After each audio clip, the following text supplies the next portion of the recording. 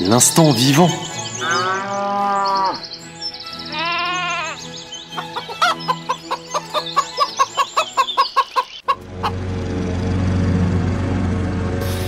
Ah, le bruit des tondeuses à gazon le week-end. C'est un peu l'annonce des beaux jours finalement, c'est comme le chant des hirondelles. Je suis d'accord avec vous, je préfère largement le chant des hirondelles.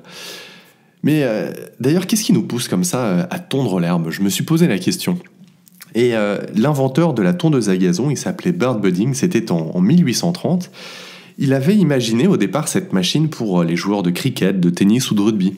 Et quand on sait que jusqu'à cette époque, l'herbe se coupait manuellement à la faux, on imagine la révolution que ça a été l'arrivée de cette fameuse tondeuse à gazon. Mais voilà, Bird Budding, il était loin d'imaginer à cette époque que 200 ans plus tard, presque toutes les maisons avec jardin seraient équipées de tondeuses.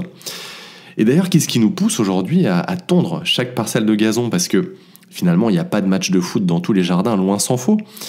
J'ai mené ma petite enquête et j'ai posé la question à un panel de personnes qui vivent en maison avec jardin. Et l'explication qui revient presque systématiquement, c'est l'idée d'avoir un jardin propre et bien entretenu.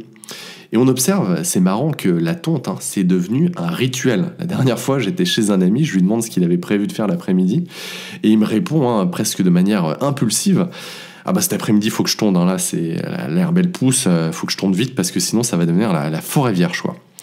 En effet, qu'est-ce qui se passerait, vous imaginez, si l'herbe était livrée à elle-même? Elle finirait probablement par envahir tout le jardin et puis on perdrait la maîtrise des choses, quoi. Qu'est-ce qui se passerait?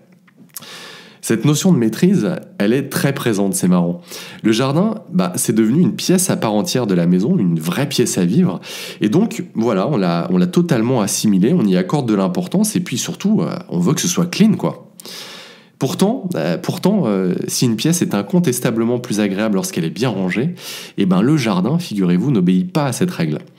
Dites-vous en fait que votre jardin, c'est pas que un terrain à entretenir ou à nettoyer. C'est aussi, voire surtout, un petit bout de planète presque naturel. Et donc, pourquoi pas en partager la jouissance avec Dame Nature? Pour ça, une solution très simple, qui coûte rien: apprenez à observer et à écouter votre jardin. Vous allez voir vraiment, le jardin, il s'exprime et il mène sa vie, sans vous, j'ai envie de dire. Le meilleur exemple, c'est, si vous voulez mener cette expérience, de créer une mini prairie sauvage. Au début du printemps, ce que vous allez faire, c'est que vous allez délimiter un rond autour d'un arbre ou un petit espace herbeux que vous allez protéger des assauts de la tondeuse. Vous allez gratter, strier un peu la surface du sol pour y semer des fleurs mellifères. Vous savez, les fleurs mellifères, c'est des petites fleurs sauvages qui attirent les abeilles et les papillons, ces fameux insectes auxiliaires. Et ensuite, qu'est-ce que vous allez faire? Vous n'allez rien faire. Vous allez juste attendre. Et vous allez regarder comme ça l'herbe et les fleurs pousser. Et au fur et à mesure, vous allez voir revenir dans cette zone toute une petite faune qui avait disparu de votre jardin. Des sauterelles, des grillons, des bourdons, des abeilles, des papillons. Vous allez créer une vraie réserve de biodiversité en plein cœur de votre jardin.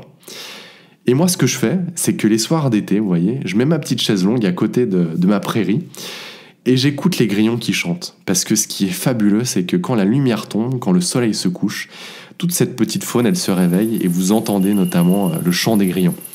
Et là, moi, ce que je fais, c'est que je ferme les yeux et je me sens bien.